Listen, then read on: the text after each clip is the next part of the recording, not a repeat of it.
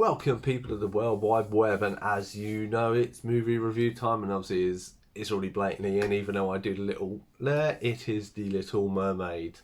Going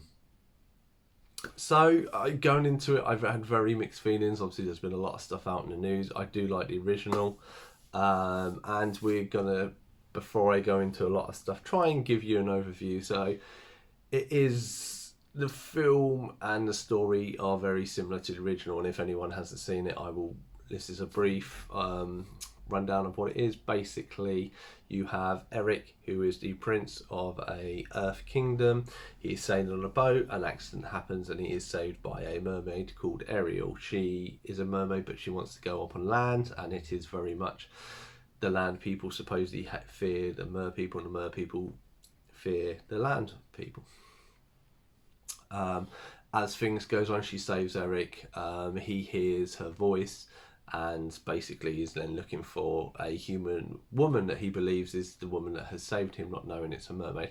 Now Ariel wants to go back to the land, but her dad forbids it, so her aunt, Ursula the witch, basically buys a contract. She gives her legs, can breathe on land, but gives her 3 days to basically kiss Eric for true love. Otherwise, Ariel remains Ursula's for the rest of the time. The gist of it, if you haven't seen it before, it's more or less keeps the same. There are a few deviations and stuff like this, and I know obviously there have been a lot of stuff in the news. Now, I went into it, I took the wife. The wife is a really big fan of it and wasn't really loving this new one. I thought it was alright. I liked bits of it. I thought things were bad, things were good. It was a little up and down. Obviously it is I think the best part of an hour longer than what the original one is, so there's a lot, they put a lot more in there, and some of it works, some of it doesn't. But anyway, let's bring up the spoiler and let's get into it, because I'm just not going to beat around the bush. There's a lot of stuff I want to talk about, and it will spoil stuff. So thank you for watching up to this point. If you stand along, then let's get into it. So, I mean, as it starts off, I will go with cast members. We'll go from one by one and see. So we had Ariel, obviously, Hayley, something or other, I can't remember her name. I mean, now, she looked very much the part. I'll give it how they've done the hair and everything. I thought worked really well. I thought she could sing as Ariel. That was perfect.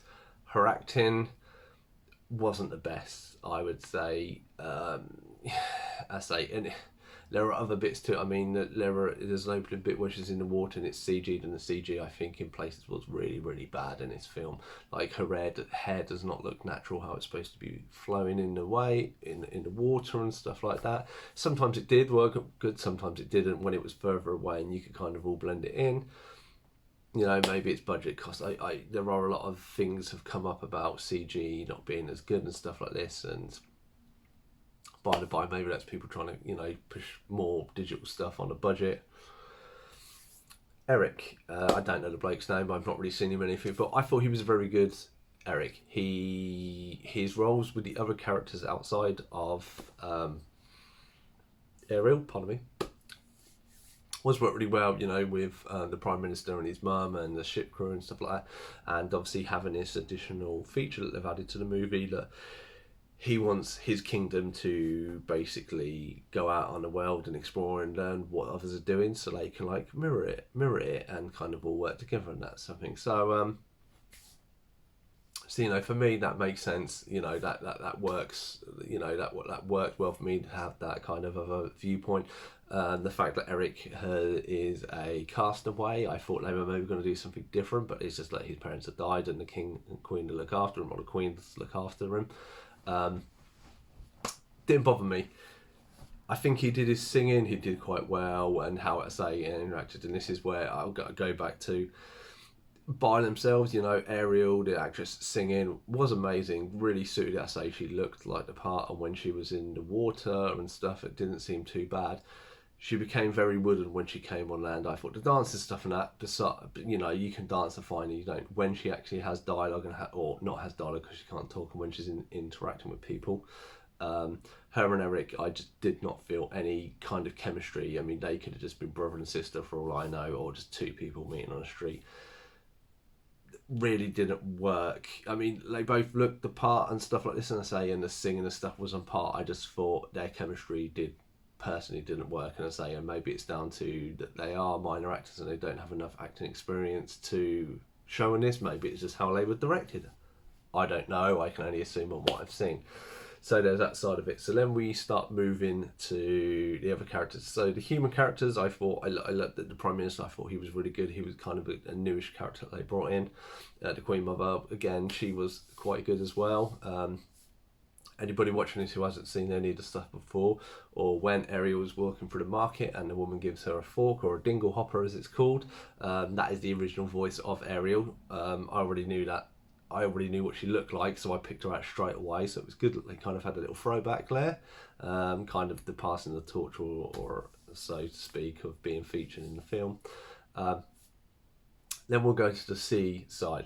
Ariel's sisters worked quite well. Obviously, I know they switched up the names and stuff and the styles and that. And I say, to me, it worked fine. The CG in places didn't work that great.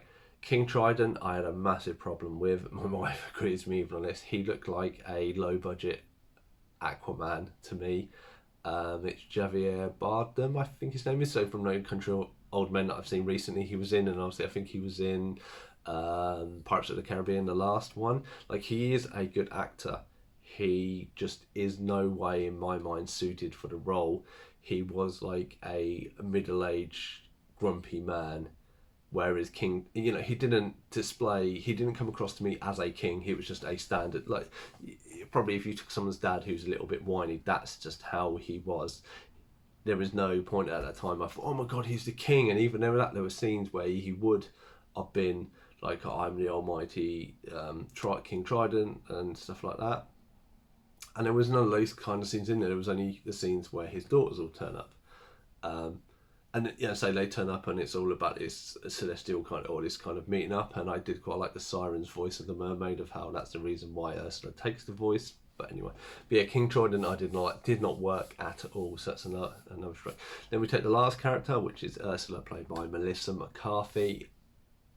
Stunning. I cannot sing her praise too much. I mean, I do like Melissa McCarthy. She can be sometimes hit and miss. Kind of the comedians Will Ferrell to me, because I think Will Ferrell's a little hit and miss. Elfie was brilliant. Some of the stuff I just found him obnoxious. Melissa McCarthy, she is perfect. Her singing, how she acted, just how she looked, and everything else. It was just perfect for a modern day version of Ursula, the evil, it just worked so well on everything. Whoever casted her, spot on. I don't think you could have got any better than you did with Melissa. And it was nice to see a little bit different side of Melissa McCarthy, rather than the usual just a silly comedy one. It was a little bit more angry villain stuff, and I did quite like that part. I mean, she may have played other villains and I've just not seen those films, but by the by. And then you get onto the big point. You have Flounder, Scuttle, and Flopsam and Jetsam. So anybody who doesn't know, Flopsam and Jetsam are the two eels. They're psychics. They talk in it. In this, it's literally, their scenes are almost kind of shot for shot that they do in the animated ones, except for they don't talk, which I thought was a bit of a down point. Sebastian obviously is the appointed crab. Scuttle is the fish from land who kind of knows stuff. Now, Foster and Jetsam, they don't talk, they don't do much, and I thought that was a bit of a disappointment. I thought they could have added more action to them, more dialogue, given something a bit more, because it is still a Disney film, and it'd be nice to have little bits of Disney in there.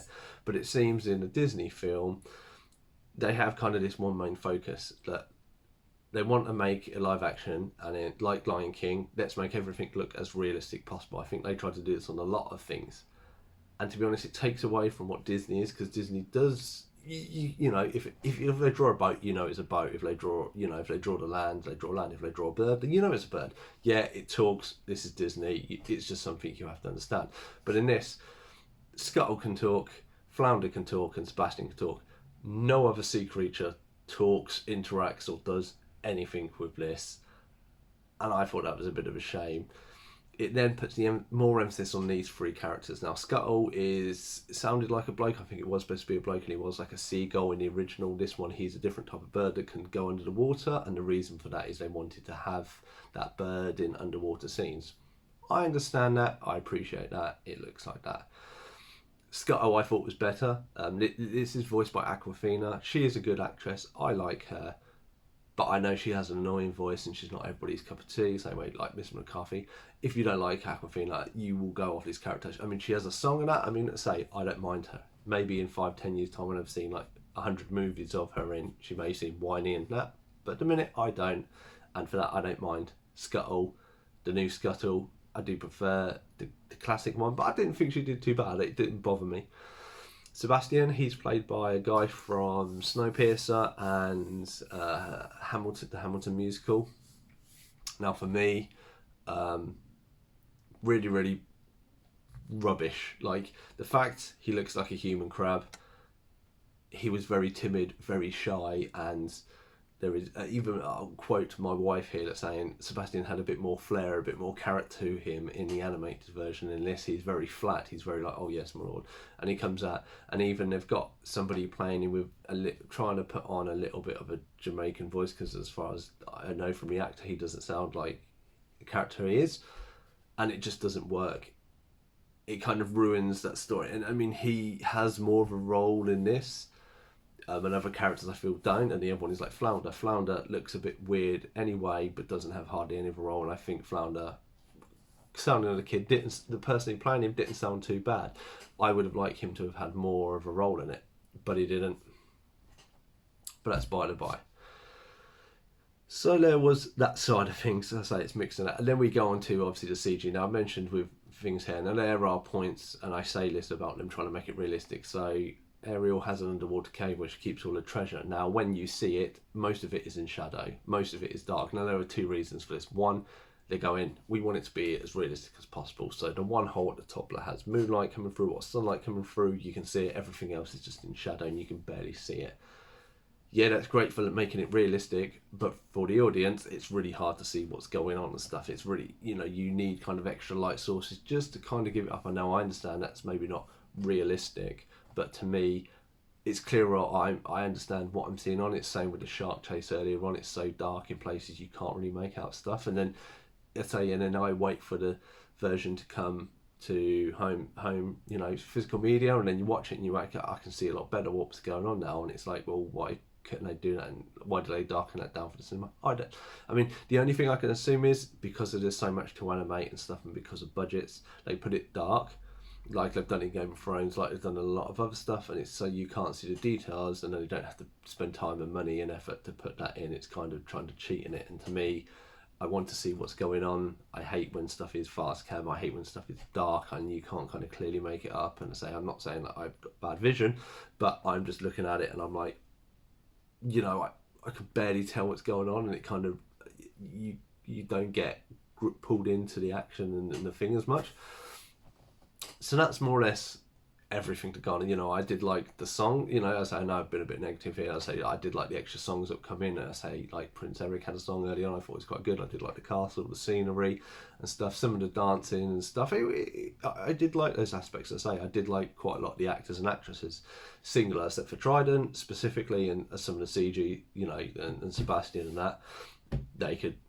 They're rubbish in my eyes. They really, really let this down. So I rate this movie 6 out of 10. I say, if you've watched the original Little Mermaid and you love Little Mermaid, this film is not for you. Definitely, you're just not going to like it, and I think that's part of the reason why my wife didn't like it. Me, I do like the original one. I went in an open mind. I know there's a lot going on, and the actress who played Ariel was a good choice. She did look the part and she did sing the parts brilliantly. Acting, maybe she'll develop more with age. I don't know what she's done before. I don't know the background. I can only, as far as I'm aware, this is the only thing I've seen her in. So again, Eric, only thing I've seen him in. It wasn't good acting. They didn't have that chemistry and stuff, and it was lost there. The elder characters and other people around worked well, except for Trident. I just think he was wrong. The same with them making everything look realistic, like keep a little bit of that animated, or keep a little bit of unrealistic, or maybe just do a version of a crab, but has a face in a different way and stuff. It could, but who am I to say? I use the example of The Lion King because I hated The Lion King live action. I know they made everything look good, but the voice actors and stuff was rubbish, and there's a lot of other stuff they did was rubbish. A lot of people online don't like the live action Lion King, but it made a silly amount of money at the cinema and it's getting a sequel. It happens. Anyway, I could go on for this, but I'm not going to. So that is my review of The Little Mermaid. Obviously, I've got a bit of time off this week, so I expect quite a few more movie reviews this weekend. Otherwise, I've been Cypher Sigma, and I'll see you in the next one.